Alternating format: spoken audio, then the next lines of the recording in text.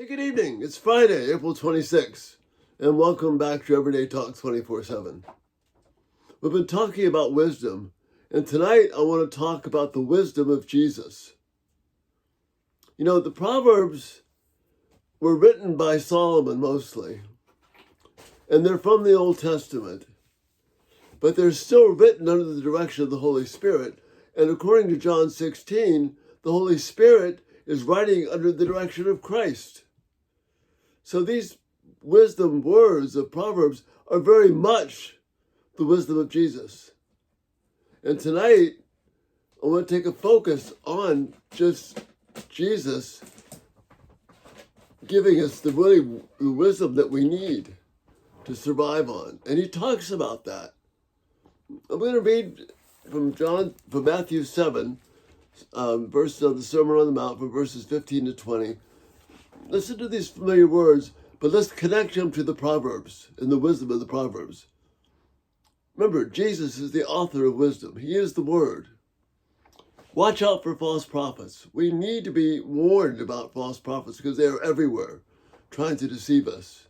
Whether it's in individual relationships, whether it's in churches or false teaching, or people who have a larger ministry, they're false prophets, and Jesus gives us ways to root them out. Watch out for false prophets. They come to you in sheep's clothing, but inwardly they are ferocious wolves. By their fruit you will recognize them. Do people pick grapes from thorn bushes, or figs from thistles? Likewise, every good tree bears good fruit, but a bad tree bears bad fruit. In other words, if you see bad fruit, no matter how much somebody tries to dress it up, it's from a bad tree, from a false prophet. A good tree cannot bear bad fruit, and a bad tree cannot bear good fruit.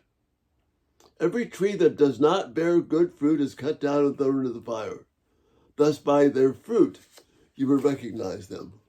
Well, one of the best places to gather information of good fruit is a place like the Proverbs in the wisdom literature.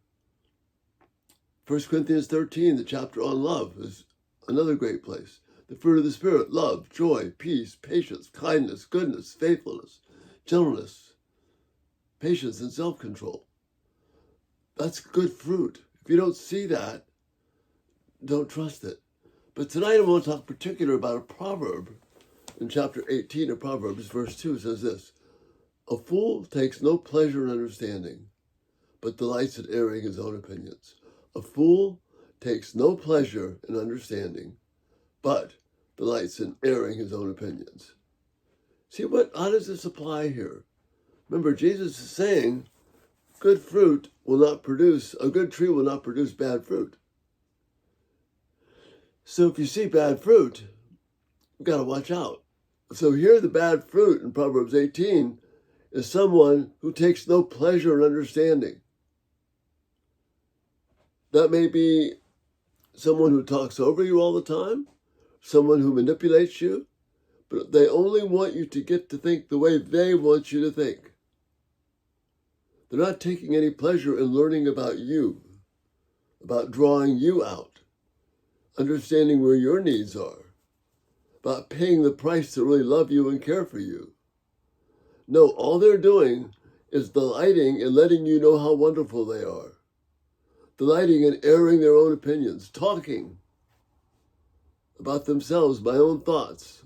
Well, it seems to me that, or this is the best way to do that, or to make you feel foolish for thinking any other way than they think. See, there's all kinds of subtle nuances rolled up in this. So, someone who takes no pleasure in understanding, not just somebody who puts up with you, but someone who takes no pleasure in really understanding who you are, that is bad fruit. And according to Jesus, if it's bad fruit, where does it come from? A bad tree. It doesn't mean that you and I are not going to get off the rails sometimes. I do all the time. I'm sure maybe you do sometimes. But consistently, a good tree will give good fruit, but a bad tree, the fruit is rotten and bad. And here, the example I'm using for Proverbs 18 is the bad fruit. The bad fruit is someone who is not interested in understanding you, but only wants to get to the point of manipulating you so that all you listen to is their opinions. See, this is much more than just talk. This can be in a relationship.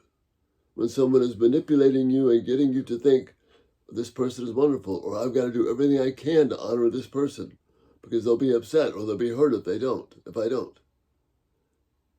That's another way of looking at Proverbs 18:2. A fool takes no pleasure in understanding. And again, a fool, remember, according to Psalm 14:1, is someone who lives as if there is no God. So, let's look at the wisdom of Jesus. Plug the Proverbs into the wisdom that Jesus is telling us here. By their fruit you will recognize the false prophets. And he says it twice. He begins this section with that and ends it. Thus, by their fruit you will recognize them. He goes on to say, anyone, just because you say Lord, Lord, doesn't mean that you're in. But that's another day, another story. But you see, the wisdom of Jesus here is meant to give us life, to give us understanding. Jesus is the one behind the Proverbs. So look at the individual Proverbs that make this application. In this case, someone who all they want to do is let you know how brilliant they are or how much you need them. They're not taking any pleasure in understanding. They're only taking pleasure in you liking them and doing what they want. And that's how you recognize a false prophet. Someone who's not going to lead you in a good direction. Again, give me some thoughts and feedback. Just wanted to share that with you tonight. The wisdom of Jesus displayed in the Proverbs. Thank you for being here, and Lord willing, we'll see you tomorrow. You have a great night.